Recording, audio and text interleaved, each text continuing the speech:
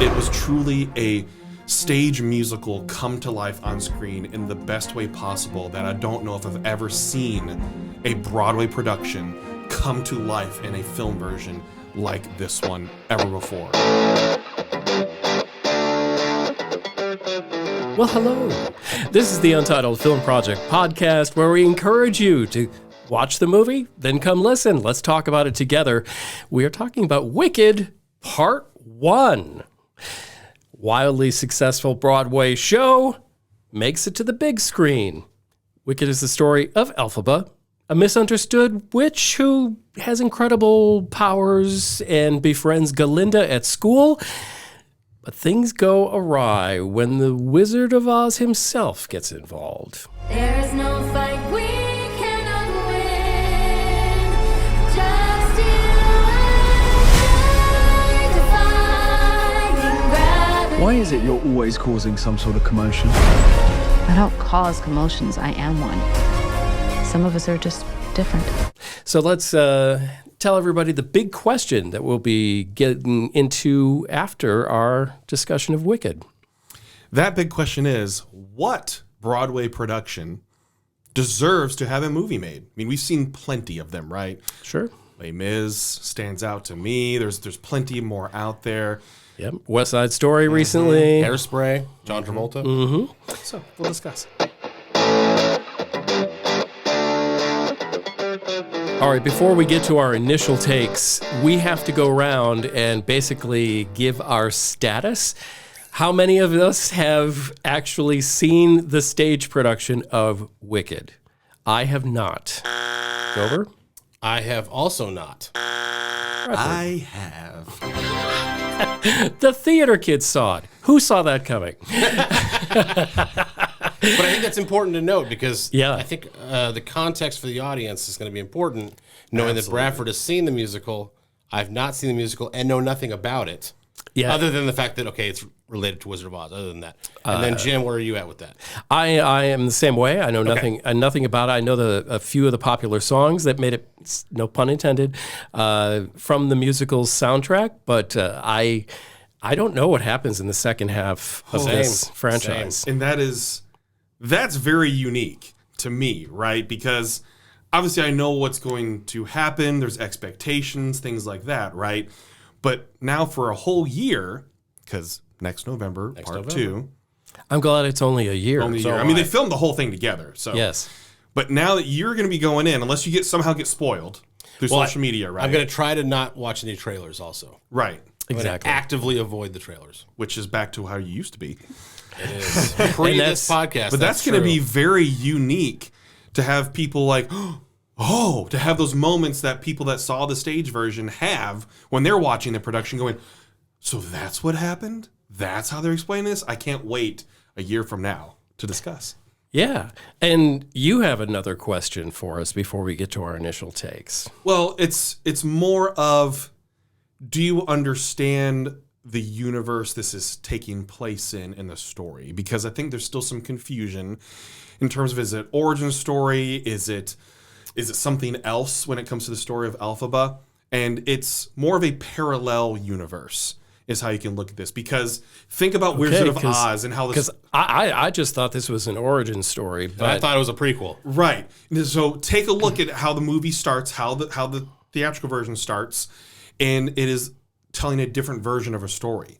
So it's showing how point of view changes a character's outlook and who they truly are, right? Because at the very beginning of the film, it's the Munchkins celebrating Wicked Witch is dead, and you see Galinda being like, yeah, we were friends, and like you can tell that's not the whole story. The Wizard of Oz that we know with Dorothy and everything is not the story that they believe is true. Like there's two different versions of a story, which you get in media all the time. It's a he said, she said kind of story. There's so many different points of view. I think that's a curious look at this universe because obviously Wizard of Oz paints the Wicked Witch as the Wicked Witch, and that is all she is. She is wicked. She's just evil, right. Blah, blah, blah, blah. There's no nuance. There's no... Exactly. Yeah, there's no reason for what's going on, whereas Wicked obviously paints the wizard as the bad guy, wanting to destroy so much of the world that he lives in, and that he is fake.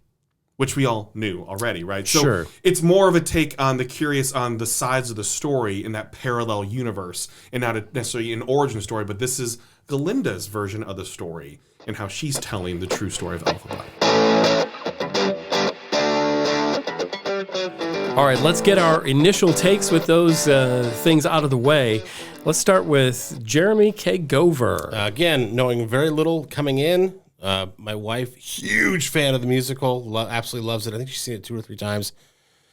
And, so I'm adjacent to it in the sense that she's coming like, it's so good, Defying Gravity, can't stop singing, blah, blah, blah. And it's awesome for her. But I know nothing about it other than the fact that, again, it's connected to Wizard of Oz. That was my context coming in, was that I was basically coming in as fresh as possible, as much as you can be when the promotion and marketing is relentless and it's everywhere. It has been Which huge. has been curious because I've seen some people comment going, wait, it's a movie now? I'm like, the hell have you been? Wait till they get to the theater and find out it's a musical. Okay. Again, where That's the why hell have you been? That's why Okay. the marketing is so grand. Let's go into that, because that is something I'd like to go into in our deeper takes. Great. But yes, some people are going to be surprised. Those people are really living under a rock. But Heard what you almost said. You were finding it for a second. but I didn't. I'll give you my initial take. Was this was I couldn't help but, and this is not a knock on the movie because you'll find out very quickly. But if this movie was a recipe, I would have said that it is like 50% the world of Harry Potter Hogwarts. It is 20% the original Wizard of Oz, maybe another 20% Paddington, and 10% Barbie. So there was a lot of things that came together. So like I'm not saying this is a ripoff of any of those other things. I'm just saying like I felt a lot of those influences in the way this was brought to the screen.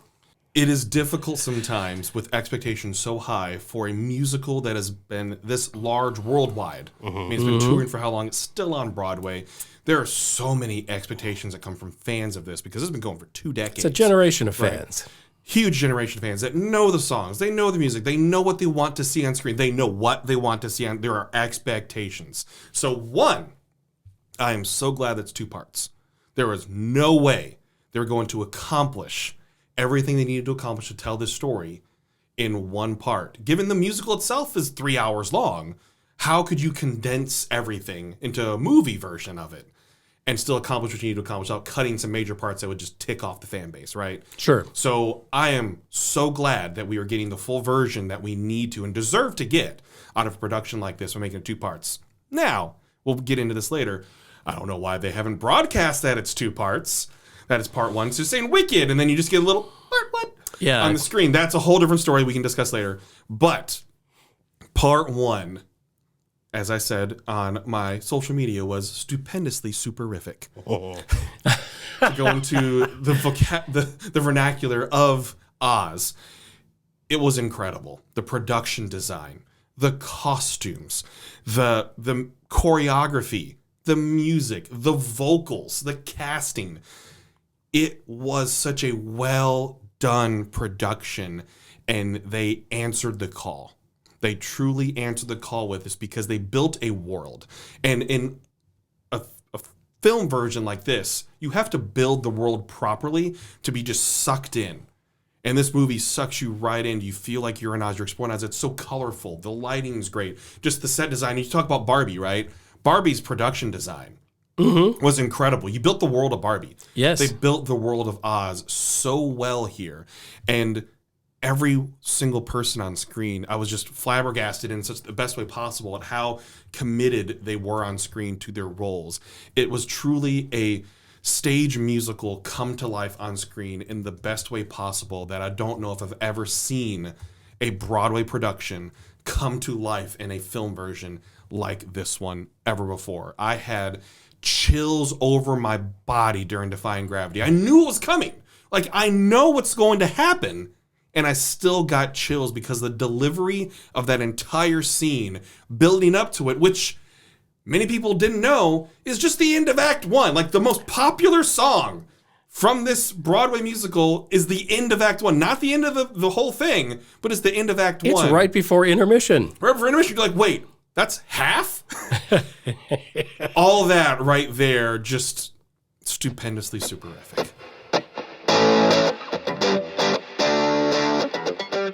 All right, let's go a little deeper into Wicked, Part 1. We're not hiding it. No subliminal man here. And it's a musical. We're not hiding that either. Yeah, let's get to that since I hinted at that before. Notoriously, people have been avoiding musicals in theaters over the last few years like telemarketers.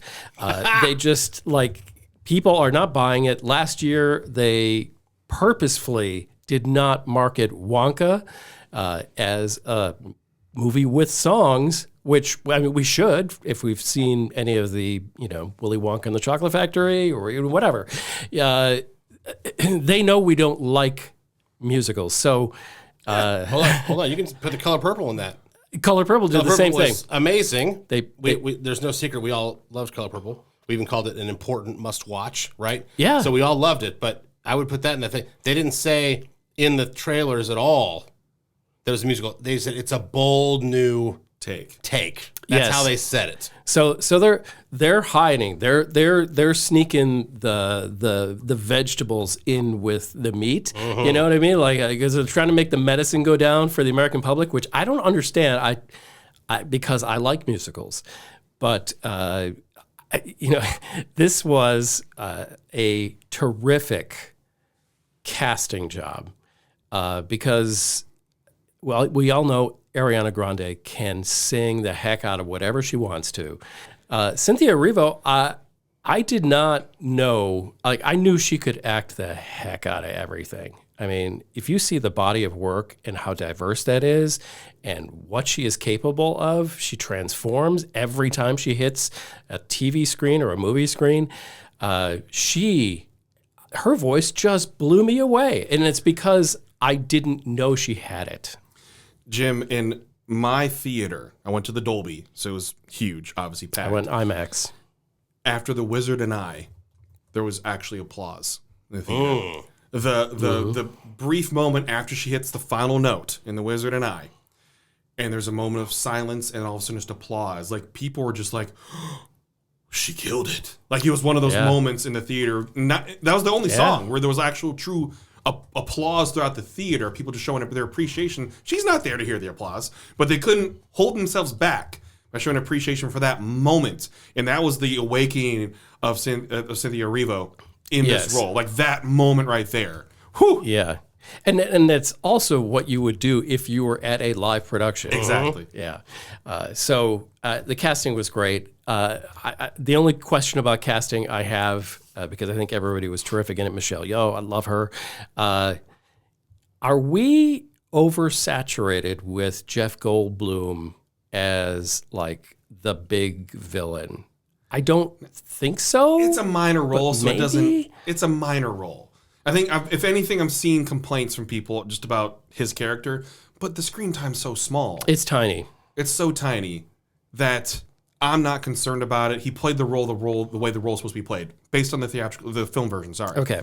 So he played the role exactly how it's supposed to be played, where it's like this inventor that discovers it, that has some evil thoughts and everything. Like, he played Jeff Goldblum fit the role.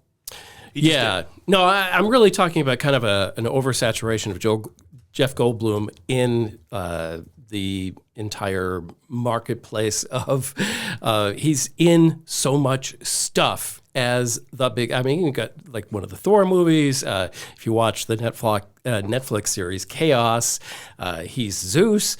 It's just been a lot. So, but I would argue that the reason that he is the reason that you're fatigued by him, yes, is not necessarily because he's in everything, because he is a good actor. Love him. He's the same in everything. That's my issue. True. He's a good actor. I believe him. He's the wizard. Fine. but it's the same He's voice playing, inflection. He's It's the giving same. the Jeff Goldblum. Yes, that's right. It's still there's this little stutter, and then a statement, and then there's a joke, and then a statement. It's the same thing. It's the same rhythm every single time. In defense of Jeff Goldblum, that's exactly why they cast him. That's what we Yes. want him for. Sure. It's kind of like you could say the same thing maybe for Christopher Walken. Do we mind that he 9 times out of 10 is the Christopher Walken we wanted? No. So just something to throw out there. So to continue on with casting, the Ariana Grande part is truly showing the triple threat. There are not many out there that are true triple threats, right? Like can pull off the vocals the way that she can, plus the acting, the comedic bit. We see it with SNL. Yeah. And how she commits to a sketch, and she's one of the greats. She truly is. She has a comic timing that is innate. She does. And physical comedy, she's fantastic with. And choreography. Yeah. She nails it with dance. So true triple threat, we don't have that many of those in Hollywood that are true ones. There's ones that can pull off certain parts of each, but she does all three extremely well. Like the perfect casting for Glinda. I truly cannot think of anyone else active right now that could have pulled off what she pulled off with Glinda, of being a true triple threat, to have the vocals, because Wicked, the vocals in this musical are extremely difficult. Look at the original voices. You have Kristen Chenoweth and Adele Dazeem. Yes. The wickedly talented. You guys didn't even get it. I did get it. I was letting you cook. Thank you. Yep. Jim just kept rolling with it. Adina Menzel. Menzel. Yes, I know. And you see the vocals that those two powerhouses have. You have plenty of schools and playhouses that try to pull off Wicked and they can't. It's like there's some things you just shouldn't do. So it's a higher skill level required. It's a higher skill level required for these types of things. And the way that you have to vocalize Wicked, you need the perfect casting. This was the perfect casting for those two roles. So oftentimes in film, and even if this is based on written 20 years ago, right, but also based on a book, we see reflections to society. Yeah. Mm-hmm. We see in so many films, there's always ways to connect to it, and that's what makes humans connect to a storyline, a plot, is when you see connections to society. Did it feel any more heavy when it came to the animals and their disappearances and Mr. Dillamond being taken from class? I felt like it just hit a little heavier in so many ways. Did you look at history in general and how that's written? Like, it's written for a reason, right? Because how many different points in history can you see about eradication or things like that, because people are different, right? Right, the marginalized, the outcasts. And it hits heavy. And you see, again, the reason why Elphaba is the way she is, because she wants to save people. She wants to contribute. She wants to fight for those that can't fight for themselves all the time. That hit heavy. And it just meant even more seeing it in a theatrical version, because you can do that on stage. But when you see even the CGI of the animals, you're seeing the animal as the animal and not a human playing the animal. So you feel like you connect even more to the character when you see the true visualization of them as an animal that can speak, that is intelligent, that is a professor even, that has thoughts and feelings and everything, and is trying to be eradicated from society. I just wanted to mention that because it really hit heavy there for me, where I even had to take that deep breath, and especially when the class reacted the way that they did, the way they're supposed to react. Yep. And then did nothing about it. It hits a little heavy for me. I'll say it definitely resonated with me. And one of the, funniest lines, maybe my favorite line of part one, is, can you just teach history and stop focusing on the past? Right. Which, there's just too many headlines about erasing things from the past and revisionist things and things that make people uncomfortable, or, only teaching what serves a certain group. So, that did have cultural relevance in the moment, in today. Let's talk a little bit about the visuals in this movie, because it is a feast for the eyes. What stood out to you visually? I'm just going to throw out there, I could not tell quite often whether something was a practical effect or a visual effect, besides those, giant, sweeping, establishing shots of, Emerald City or, the fields with the multicolored, flowers and things like that. It just felt you could touch a lot of this movie. Well, the flying monkeys are real. Oh, Those are practical. cool. Well, they weren't harmed in this movie, were they? No, I think I saw the message at the end. Okay, of it. good. Let's go to our chimp expert. Well, it's interesting because they're flying monkeys, Yeah. and I was like, but they look like chimps. Yeah. But it's whatever. It's fiction. It's not real. The CGI for me was actually a sticking point to a degree. It does not overshadow this movie at all. But there were moments where I was looking at that tiger cub, or I was looking at the sweeping shots of the Emerald City, basically a drone shot, right, of the Emerald City and a train going in. Train looked great. Emerald City and the sweeping thing did not. And the tiger cub did not look real. And some of the animals, I kind of fell into Peter Dinklage as the goat. I kind of fell into the professor, like, okay, you forced it out of me. I believe you. That's a real goat on camera. But every other animal was like, no, I don't see it. So it was distracting enough to me. Okay. I can't say I was in that place, but Yeah, I wasn't either. but hey, It's like you were looking for it. No. No, he rebukes that snake. I do. Bradford, what do you think about the visuals? Was there a particular scene where you just said, Not a particular scene. It just overall was stunning with the cinematography. It was just so well done as a complete package of a film. And now after seeing it, that's where I think there's plenty of awards coming its way, or at least nominations. Nominations, Plenty of for sure. noms are Okay. coming Yeah. this way. costume, production, you name it, was so cinematography? One of the scenes that popped out at me, I just thought this was so well done. And this is probably director John Chu, who did In the Heights, which is a Yes. really good movie that I think a lot of people missed and was probably a victim of the pandemic. Yeah. He knows how to choreograph dance scenes. And the dance scene in the Yes. library, it was amazing how he was able to translate that to film. Obviously, something like that could never be done on stage.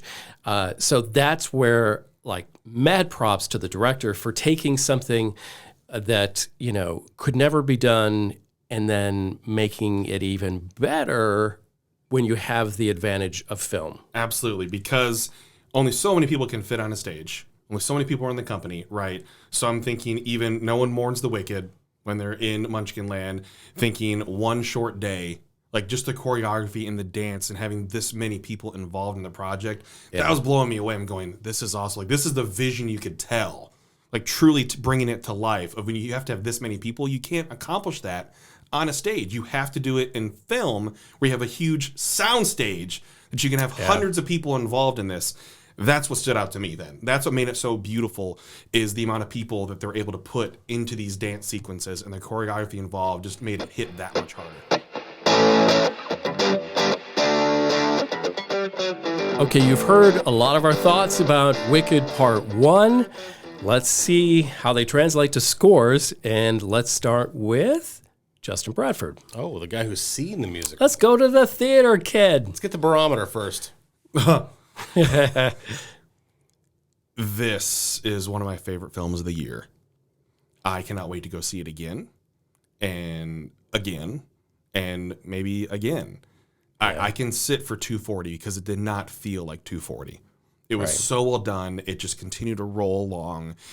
Even in the sequences where it was dialogue, because most musicals dialogue, music, you're using music to push the story along. Yeah. It flowed so well. It was produced so well.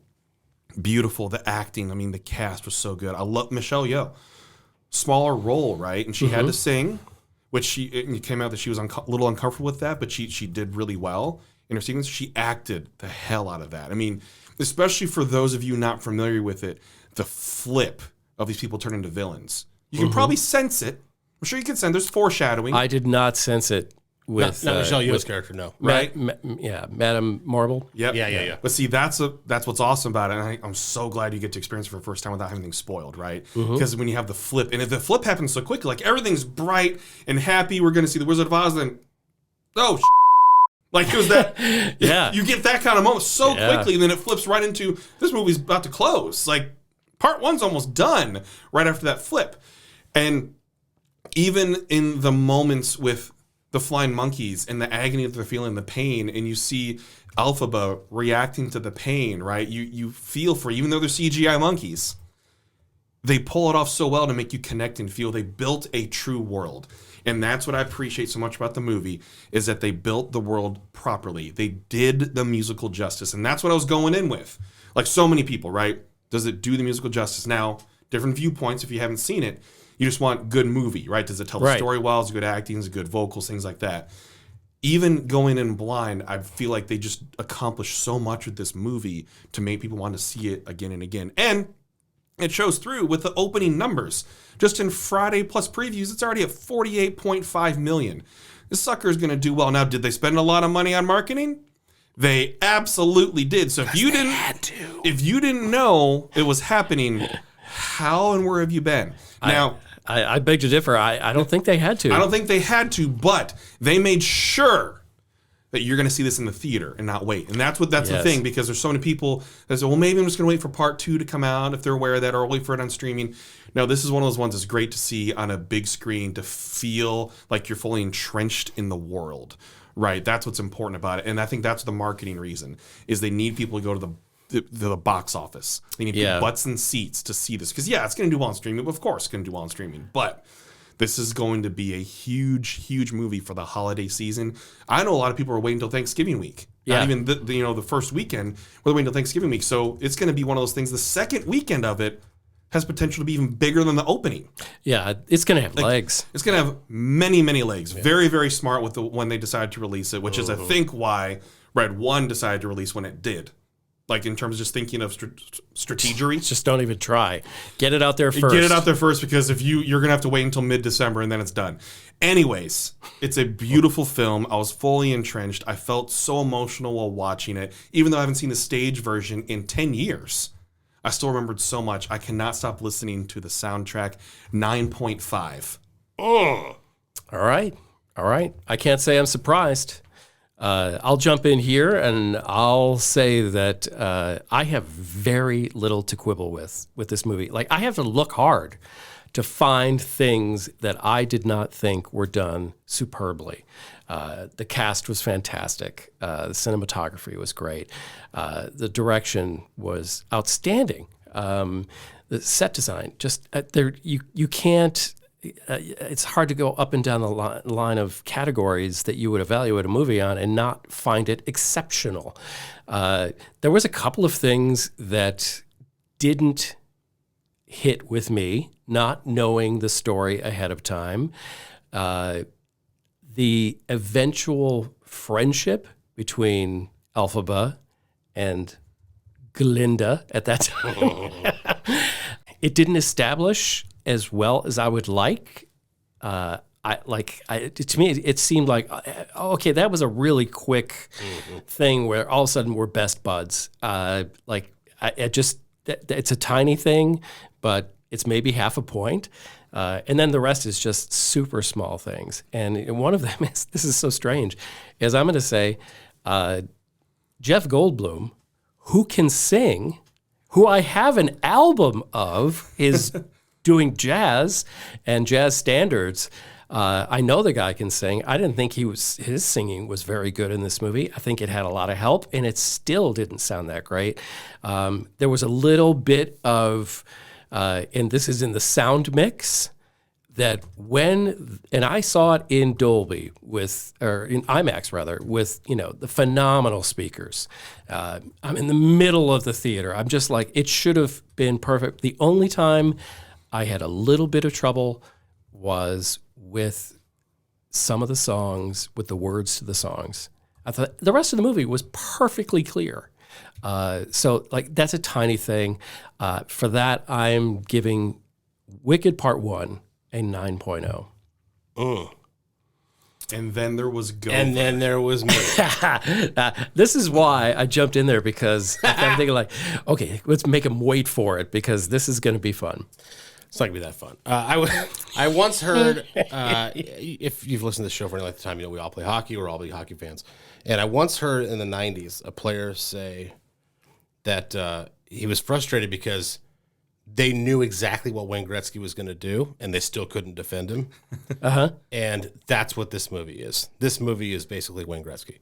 So I bought into every single character. I believed him right off. Even the Jeff Goldblum, playing Jeff Goldblum thing, I bought into it. I felt, even though I have CGI issues, I talked about that earlier, I bought the GOAT. Peter Dinklage was a GOAT on screen, and I'm here for it. And he is kind of the GOAT. Yeah, well, that's true. In some regards, acting wise. That's true. The story was great. The performances were outstanding. You could tell who was singing on set and who wasn't. You could very easily tell Ariana Grande was singing on set. No question. You could see her throat, her jaw structure, everything about it was, she was really singing on set. There's some CGI issues like I talked about, but this is my main takeaway. Mean Girls failed. Wonka failed. This did not. Musicals should not be made into movies, as we've seen over and over again. But in this particular case, it's a huge, like The Color Purple.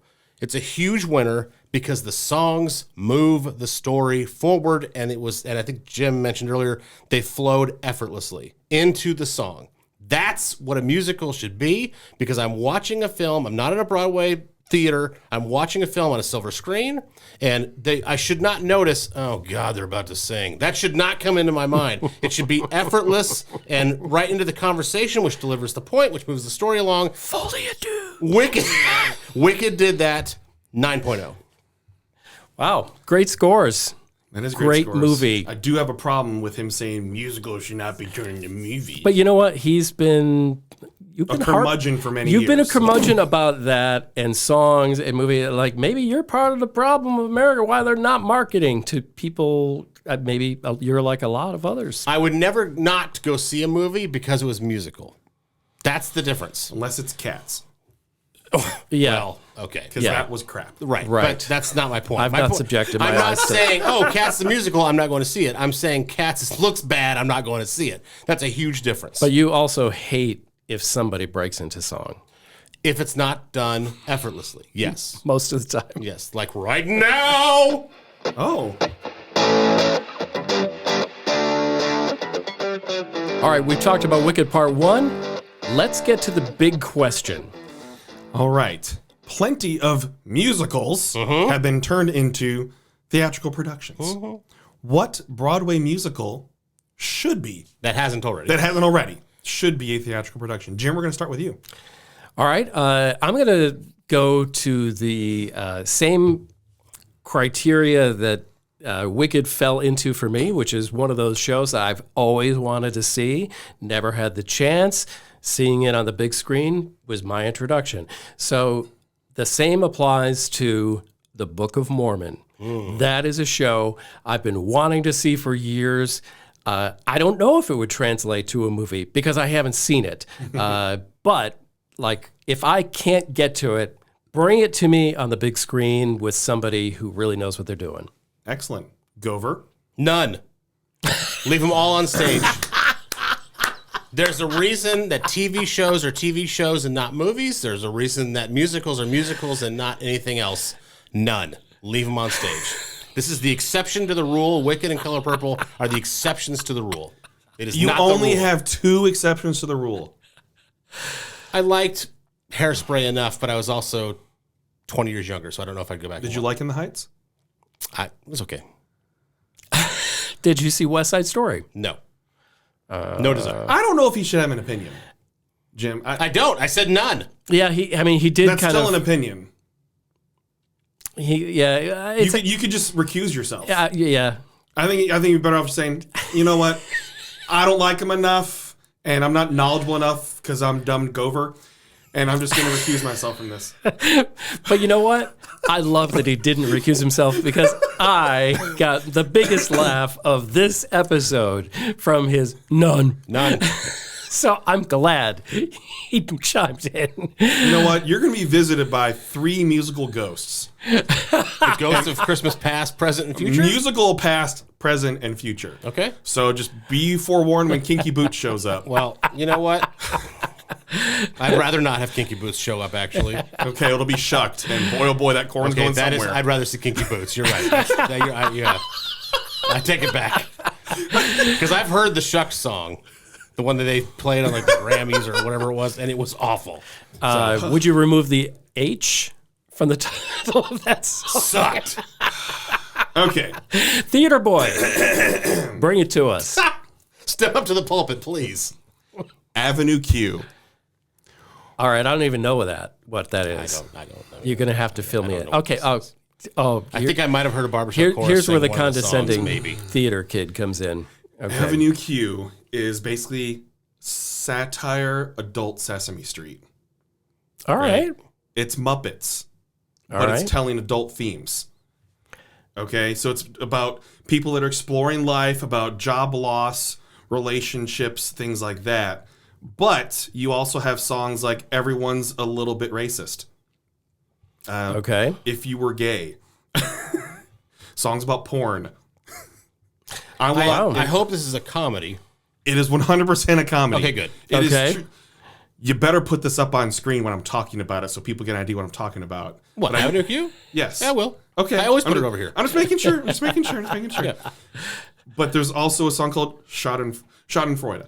Okay. Okay, like there's so many. It's great. It just ended its 10-year run, I believe, on off Broadway, but it was on Broadway for the longest time as well too. And why is it gone? I mean, it's had a run. Okay, 10 years is pretty good, Gopher. No, I understand that, but That's why go away if it's that's that just good? off Broadway. It also had a theatrical run of 10 plus years on Broadway. Why wasn't it renewed, though? Go over, that's 20 years. I understand that, but if You it's- have no reason to be poking the bear the way you are. Oh, I was just going to say that you are just jamming a stick That's into all he's Theater doing. Boy. Admittedly, that was intentional. All right, Yes, okay, all right. because I can tell by the glisten in your eye. You're like, I'm just going to with him. No, Avenue Q is so great and so offensive and so hilarious. I'm here for that. Then bring it on. Okay, especially a rated R musical to theater. That's what I want. Okay, I don't need to be all happy. It needs to be absolutely hilarious adult musical to theater. Why, if it's a comedy, though, why does it have to be musical, though? Like, why can't you bring it to the big screen? I'm saying, not Broadway. The music is what makes it funny. Okay. The songs. Okay. Because the songs and the topics they cover in songs, you're going, I cannot believe they made this into a song. Okay. It's that type of thing. And when a joke lands in a song, Yes. which is not often, Right, yes. it is a thing of beauty. And it's pure satire on Sesame Street. And once you understand that, you're going, oh, man. I just would love to see. I'm not saying to be successful. Right. I just love to see him take a shot at it. Because What do you they see do? Muppet movies, right? Well, how about the dark, dirty version of Muppet movies? I'm intrigued. Okay. That's one of the things I love about the Untitled Film Project podcast is that we all bring something to the table, and occasionally it's something we have to discover and get to discover. And just to, put Gover in his place, it won Best Musical in 2004 from the Tonys. There's a lot of That's like saying a lot for of Tony- Gover, that's best crap sandwich. there's a lot of Tony winning musicals that I don't care about.